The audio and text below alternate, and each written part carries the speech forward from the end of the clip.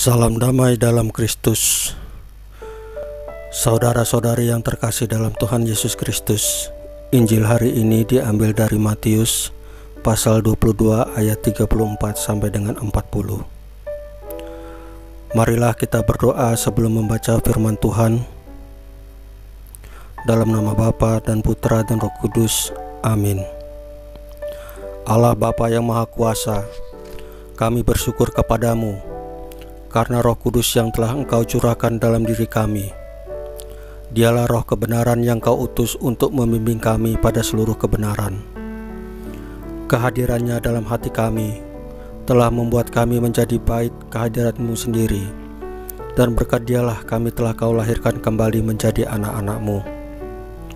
Ya Bapa, kami anak-anak-Mu berkumpul bersama untuk mendengarkan kehendak-Mu yang telah Kau nyatakan dalam kitab suci.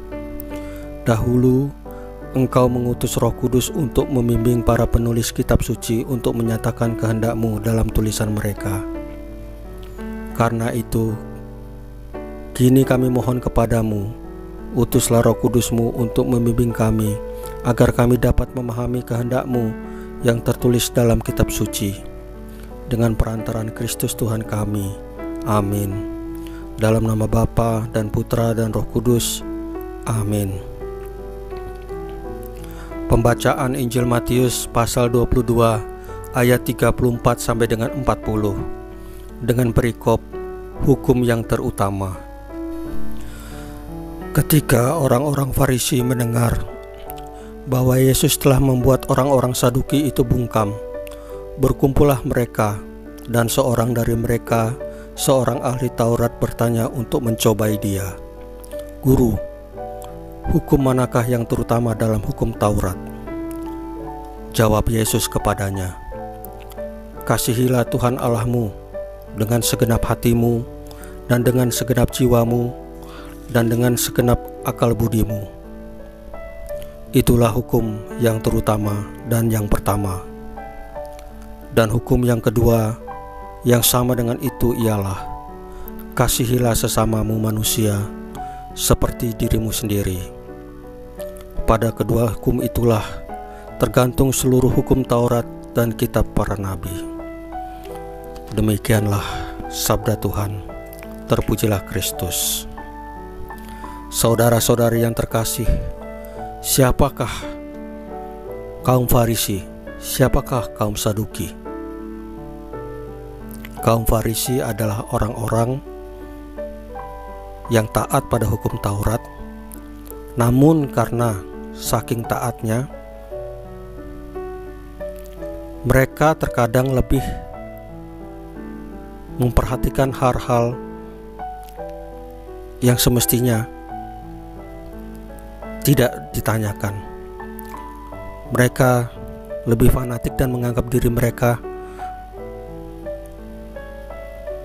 lebih dari yang lain, menganggap diri mereka itu suci. Dan kaum Saduki adalah orang-orang yang tidak mempercayai kebangkitan tentang Tuhan Yesus pada masa awal. Pada Injil hari ini, saudara-saudari, mengapa kita harus mengasihi Tuhan Allah kita? Ada beberapa alasan. Yang pertama, Dia adalah Tuhan dan Juru Selamat kita. Tuhan itu adalah kasih. Bahkan sampai dengan nyawanya Dia memberikannya di kayu salib. Itulah kasih yang terbesar. Karena Dia Tuhan, Dia ingin menyelamatkan kita manusia yang berdosa untuk masuk dalam surga, dalam kerajaannya, sehingga Dia mengorbankan nyawanya. Alasan yang kedua, mengapa kita mesti mengasihi Allah Tuhan kita? Karena Allah mengasihi kita, Bapak Ibu. Apa yang Bapak Ibu peroleh saat ini, seperti memiliki mobil, rumah, tabungan, bisnis, usaha, anak-anak yang sekolah tinggi, itu bukan karena kekuatan kita, bukan karena usaha hasil kita sendiri, bukan karena kepintaran atau kehebatan kita, Bapak Ibu. Tetapi Tuhan Yesuslah yang memberikannya kepada kita. Tuhan Yesus mengasihi kita. Tuhan Yesus memelihara kita, melengkapi segala kebutuhan-kebutuhan kita melalui Roh Kudus-Nya. Roh Kudus-Nya itulah yang menggerakkan akal budi kita, tindakan kita untuk melakukan usaha-usaha atau kegiatan yang bisa mencukupkan kebutuhan kita. Lalu, mengapa kita harus mencintai sesama kita seperti kita mencintai diri kita sendiri? Ya, karena itulah kasih yang diajarkan oleh Tuhan Yesus semasa hidupnya sebelum dia naik ke surga, yaitu mengabarkan kasih Allah. Bapak Ibu, ada beberapa cara di masa pandemi ini yang bisa kita lakukan untuk hukum yang kedua ini. Contoh, apabila tetangga kita atau teman kita mengalami COVID-19, hal yang paling mudah kita lakukan adalah berdoa kepada Tuhan Yesus untuk kesembuhannya, memberikan support kepada tetangga kita tersebut atau teman kita tersebut, ataupun memberikan makanan, bahan-bahan makanan untuk kebutuhannya, karena dia tidak bisa keluar dari rumah.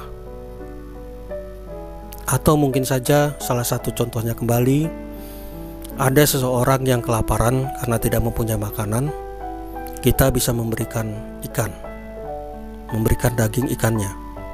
Tapi bisa juga kita mengajari dia memancing untuk mendapatkan ikan, sehingga dia bisa mencari untuk makanan dia sendiri. Saudara-saudari yang terkasih dalam Tuhan Yesus Kristus, marilah kita berdoa untuk menutup renungan hari ini. Dalam nama Bapa dan Putra dan Roh Kudus, amin.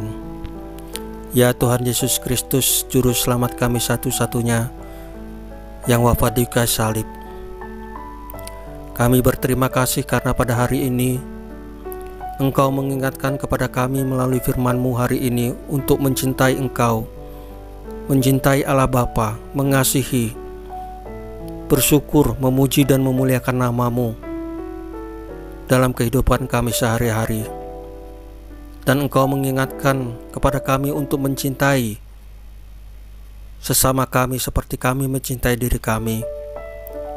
Utuslah Roh Kudus-Mu ya Tuhan Yesus, agar kami dapat melaksanakan apa yang Engkau perintahkan dalam kehidupan kami sehari-hari. Amin. Dalam nama Bapa dan Putra dan Roh Kudus, amin. Saudara-saudari yang terkasih dalam Yesus Kristus, demikianlah renungan hari ini. Tuhan Yesus memberkati kita semua. Amin.